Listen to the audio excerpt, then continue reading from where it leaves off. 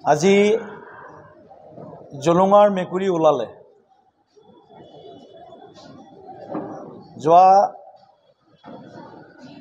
2-3 মাহ ধৰি মাননীয় মুখ্যমন্ত্ৰী ডাঙৰীয়াই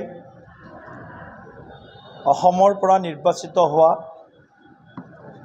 বৰ্তমান কংগ্ৰেছ দলৰ অসমৰ সভাপতি হিচাপে নিযুক্তি লাভ কৰা গৌৰৱ গগৈ ডাঙৰীয়াৰ সন্দৰ্ভত যিবিলাক অভিযোগ উত্থাপন কৰিছিল, আজি সেই সকলো অভিযোগ সত্যৰ আধাৰত প্ৰতিষ্ঠিত হোৱা বুলি আজি আমি ডাঠি ক'ব পৰা হ'লোঁ। তথাপিও গৌৰৱ গগৈ ডাঙৰীয়াই 3 ভাগৰ 1 ভাগে সত্য কথা কৈছে। এতিয়াও আচল 2 ভাগ বাকী আছে। পাকিস্তানত গৈছে, পৰিবাৰ পাকিস্তানত চাকৰি কৰিছে, পাকিস্তানৰ পৰা দৰমহা লৈছে। এইবিলাক কথাইতো মাননীয় মুখ্যমন্ত্ৰী ডাঙৰীয়াই কৈ আছিলে। সিধা প্ৰশ্নৰ উত্তৰ নিদি আজি সভাপতি হিচাপে দায়িত্ব লোৱাৰ পিছত মুখ্যমন্ত্ৰী ডাঙৰীয়াৰ যি তেখেতৰ সন্দৰ্ভত যিবিলাক তথ্য লুকুৱাই ৰাখিছিল, যিবিলাক তেওঁ স্বীকাৰ কৰা নাছিল, আজি প্ৰেছ মিটত সিও অসমত নহয় নতুন দিল্লীত প্ৰেছ মিটত তাৰ কিছু অংশ আজি স্বীকাৰ কৰিছে। আমি আচৰিত হৈছোঁ যে গৌৰৱ গগৈ ডাঙৰীয়াই পাকিস্তানত গৈ কিমান দিন থাকিল, কি কৰিলে, কাক লগ ধৰিলে, কোন তেওঁৰ লগত গ'ল, কোনফালেদি গ'ল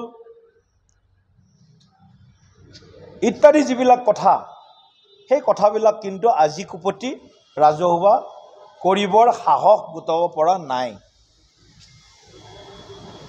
মই আহ্বান জনাইছোঁ গৌৰৱ গগৈ ডাঙৰীয়াই তেখেতৰ সঁচা কথাখিনি অসমত আহি অসমৰ ৰাইজক অৱগত কৰাওক। পাকিস্তানৰ প্ৰতি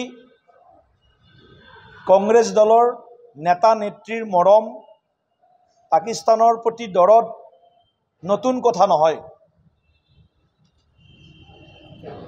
কংগ্ৰেছৰ সেই সময়ৰ তদানীন্তন প্ৰধানমন্ত্ৰীৰ পৰা আৰম্ভ কৰি কংগ্ৰেছৰ বহু নেতাই সুযোগ আৰু সুবিধা পালে ভাৰতৰ স্থিতিৰ বিৰুদ্ধে গৈ পাকিস্তানৰ নীতিক সমৰ্থন কৰাৰ অসংখ্য উদাহৰণ আমাৰ হাতত মজুদ আছে। আৰু গৌৰৱ গগৈ ডাঙৰীয়াৰ বিৰুদ্ধে যেতিয়া অভিযোগ আহিছিল, তেতিয়া কংগ্ৰেছ দলৰ সকলো নেতাই এই অভিযোগক খণ্ডন কৰিছিল। কংগ্ৰেছ দলৰ কোনো নেতাই বংশবাদৰ ৰাজনীতিৰ যি তেওঁলোকৰ পৰম্পৰা, সেই পৰম্পৰাৰ বিৰুদ্ধে থিয় হোৱাৰ সাহস গোটাব পৰা নাই। কিন্তু আজি কংগ্ৰেছ দলে মুখলজ্জা ঢাকিবৰ বাবে আৰু 10 ছেপ্টেম্বৰত যি ভূমিকম্প আহিব, এই ভূমিকম্পৰ জোকাৰণিটো কিমান প্ৰবল হ'ব তাৰ হয়তো কিছু পূৰ্বানুমান লাভ কৰি আজি তেখেতে পাকিস্তানত যোৱা কথাটো স্বীকাৰ কৰিছে। অসমৰ ৰাইজ এতিয়াও দুদুল্যমান অৱস্থাত আছে।